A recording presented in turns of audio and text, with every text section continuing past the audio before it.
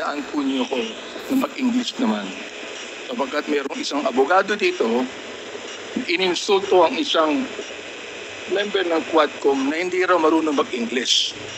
Gusto ko pong sabihin sa abogadong yan na ako po ay marunong mag-English. Baka mas marunong pa ako sa kanya mag-English. Ito po ang opening remarks ko sa ating Senior Deputy Speaker, sa ating Deputy Speaker, sa aking mga co-chairs, ladies and gentlemen, colleagues, at mga kababayan. Today marks a significant development in our ongoing inquiry. Gusto ko yung abogado natin na nang insulto dito sa isang member natin dito, makinig na mabuti at i-correct niya ang English ko kung kinakailangan.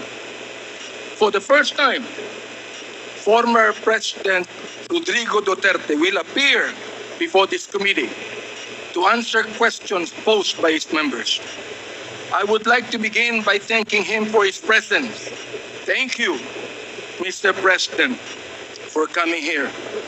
Rest assured po that Congress recognizes your role as our former president, and we will extend to you the respect that the position deserves.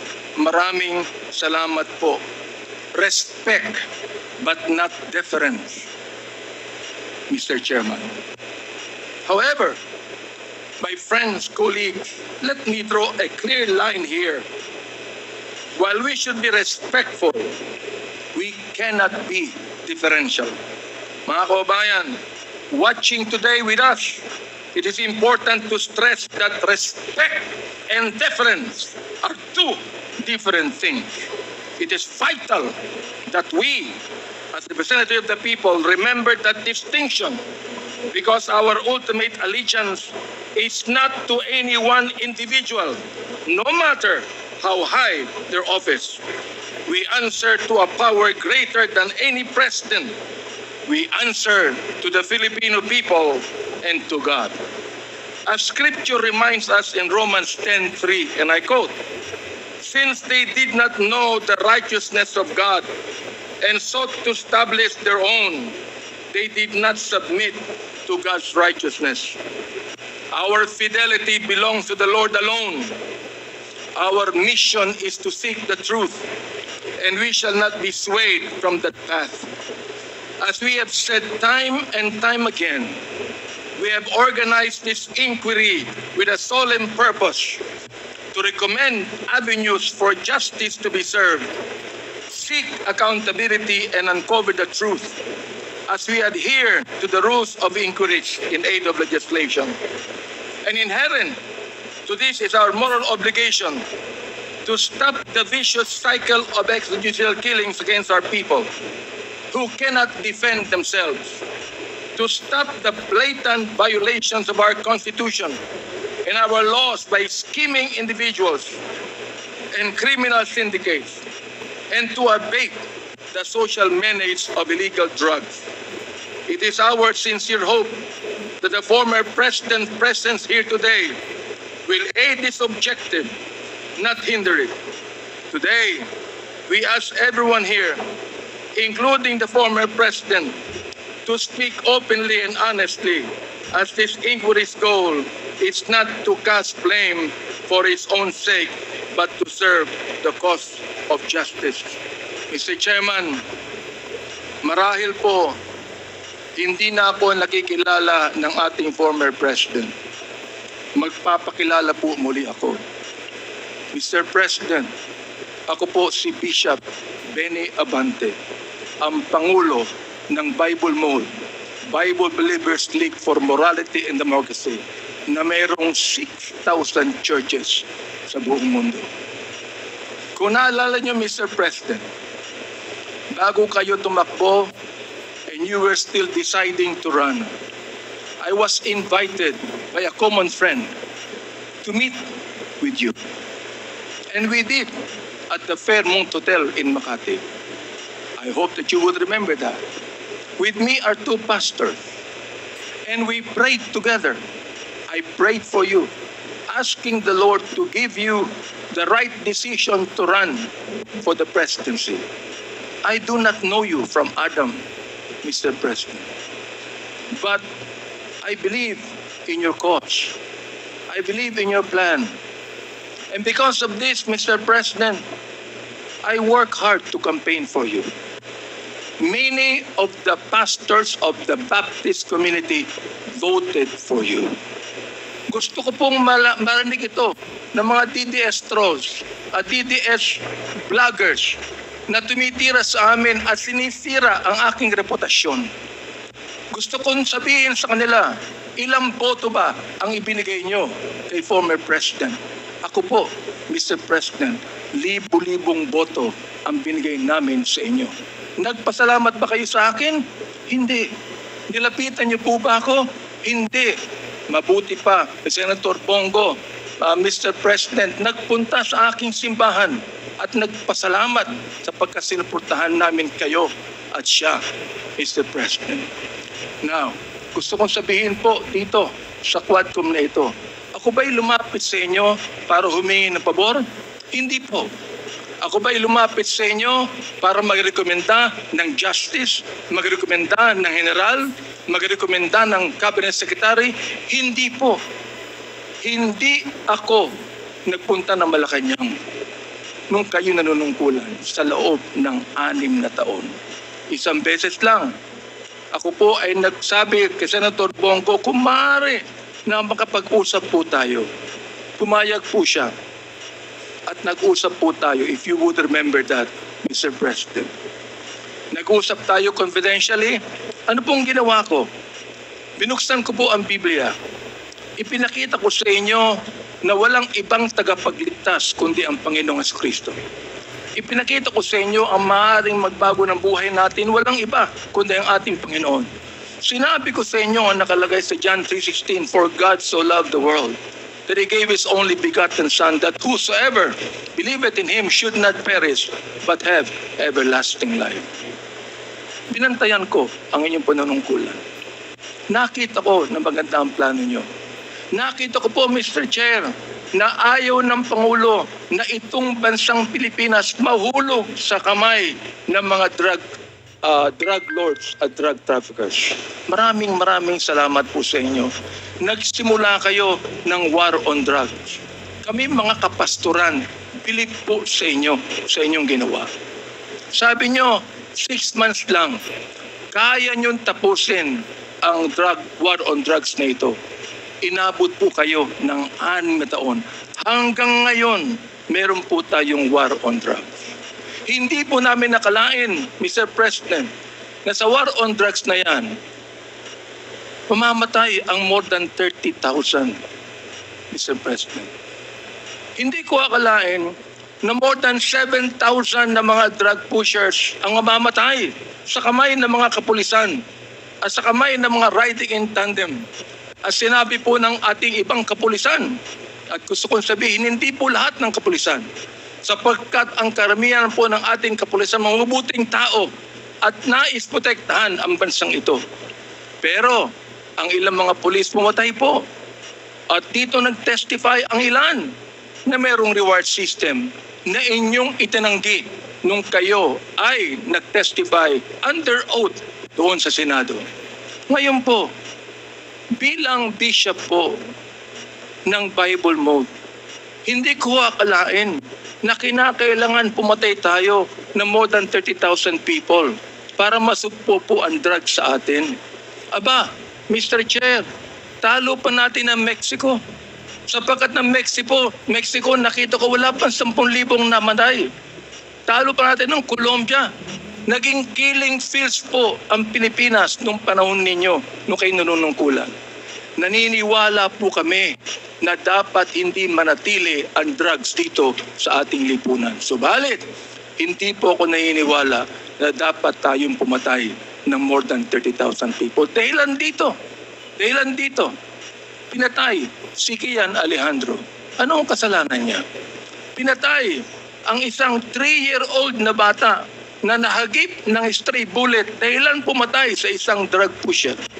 Pinatay ang 9-year-old na bata doon sa Caloocan, Mr. President, Mr. Chair.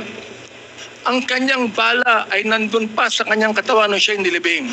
Subalit anong sabi ng funeral service? siya po'y namatay dahil sa pneumonia. Pinatay po ang isang driver ng tricycle driver sapagkat sinakay niya ang isang drug pusher. Yung drug pusher pinatay, pero yung driver ng tricycle pinatay din, Mr. President. Hindi niyo po alam to. Hindi niyo po alam to. Ngayon, meron pong isa dahil sa tokhang kumatok sa isang pintuan, hinanap ang isang taong nagngangalampilo na isang drug pusher. Hindi nakita, pinatay, yung pinagtanungan, yung pilo, buhay pa, Mr. President, Mr. Chair, at naglalako pa palagay ko ng drugs ngayon. Hindi ko po maintindihan to. Hindi ko po maunawaan kung bakit ganon. Samantalang sinuportahan kayo ng maraming pastor ng Baptist community. Ang ilang mga kapastoran po nandito at ilang mga pastor namin nanonood ngayon at pinapakinggan ang aking tinig, Mr. Chair. Ako po ay binabas araw-araw ng mga bashers ng DDS troll, ng DDS vloggers. Minumura itong taong ito. Sinisira ang aking reputasyon. Minumura po ako ng katulad ng inyong pagmumura, Mr. President. Hindi ko akalain kung bakit gagawin nila yan. Ang tanong ko, ilang boto ba ang ibinigay ng mga DDS vloggers sa inyo? Gusto kong sabihin sa inyo, I can testify on this, na libu-libong boto ang nakuha nyo sa Baptist community at hindi ako humiling ng anumang pabor sa inyo, Mr. President. In fact, kung naalala nyo, Mr. President, sinabi ko kay Senator Bongo na nais kitang imbitahan sa aming selebrasyon ng National Baptist Day, Mr. President.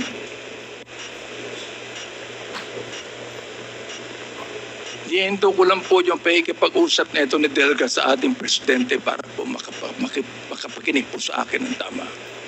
Inimbitahan ko kayo. Nagpunta ho kayo, Mr. President. Doon po sa SMX, nakita nyo ang 7,000 na mga Baptist leaders na nakinig po sa inyo. Sa inyong speech, Mr. President. Oo. Doon po sa speech ninyo, sa harapan po ng mga bishop at ng mga pastor, nagmumura kayo. Pinagbigyan po namin kayo. Kahit na hindi maganda sa amin makarinig ng mura, pinagbigyan po namin kayo dahil kayo ang Pangulo at dapat namin kayong respeto, Mr. President. Andito ho ako, nakaupo sa harapan niyo. Nagpapasalamat sa pagkakataong ito na masabi ko ng buong katapatan sa inyo ang ginawa ng more than 6,000 na mga kapastoran ng Bible Mode para sa inyong eleksyon bilang Pangulo ng Pilipinas. Nung akin pong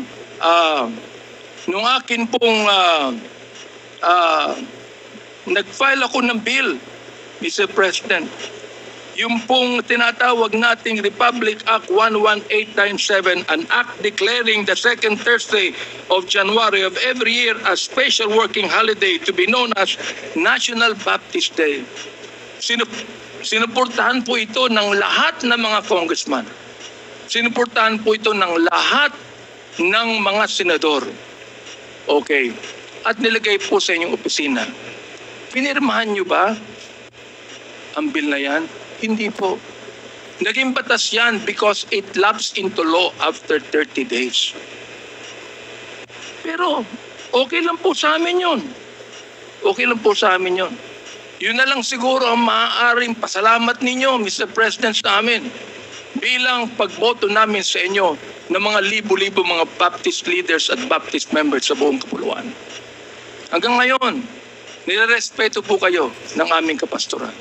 Hanggang ngayon, pati yung kapastoran po namin sa Mindanao, ginagalang kayo. Marami kami pastor sa Davao na ginagalang po kayo. Bakit po?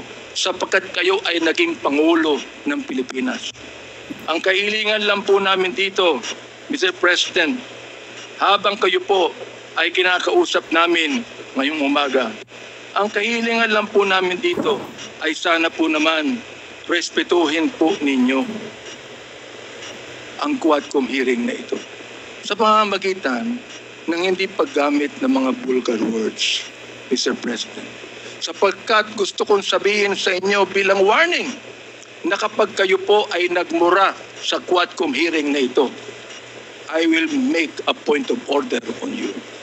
Meron po akong batayan na batas sa tinatawag po nating disturbance of proceedings.